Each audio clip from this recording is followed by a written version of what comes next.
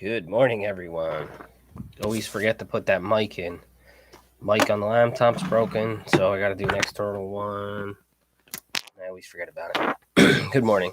Anyway, thank God it's Friday, right? Here we are. Beautiful. Another beautiful sunny day. It's been a great week for weather. I know I talk about the weather a lot, but I greatly appreciate being able to get outside and enjoy the sunshine, especially coming to spring when you feel like you've been cooped up in the house for the whole winter. It just feels so nice to get outside. Fresh air. February 26th. God's goodness. This is Proverbs 22:2. The rich and the poor are alike in that the Lord made them all. Have you noticed that God doesn't ask you to prove that you will put your salary to good use? Have you noticed that God doesn't turn off your oxygen supply when you misuse his gifts? Aren't you glad that God doesn't give you only that which you remember to thank him for? God's goodness is spurred by his nature, not by our worthiness.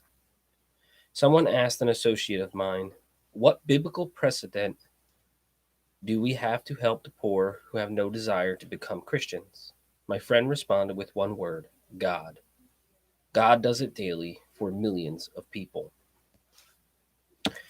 So, have you noticed that God doesn't ask you to prove that you will be put your salary to good use? He would love us to. We go to church. We would love to tithe. Um, my opinion on that is the 10% is also giving of yourself. That's a sacrifice. But he doesn't demand it.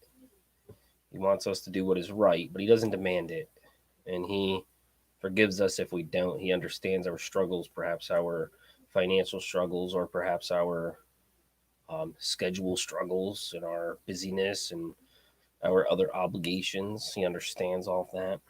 Would it be great? Absolutely. It would be great for the church, for the community, for the ministries, for God, for yourself. But he doesn't demand it, which is great because there's been many times I couldn't do any of it. I couldn't give 10% of anything. And so God's okay with that. Aren't you glad that he doesn't give you only in which you remember to thank him for? That's another one. I'm very glad because more often than not, I catch myself perhaps praying for needs, wants, demands. very,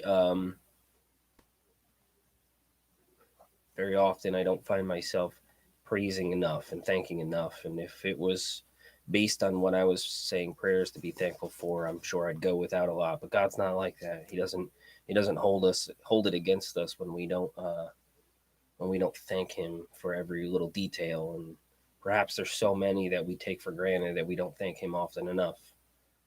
And it's okay.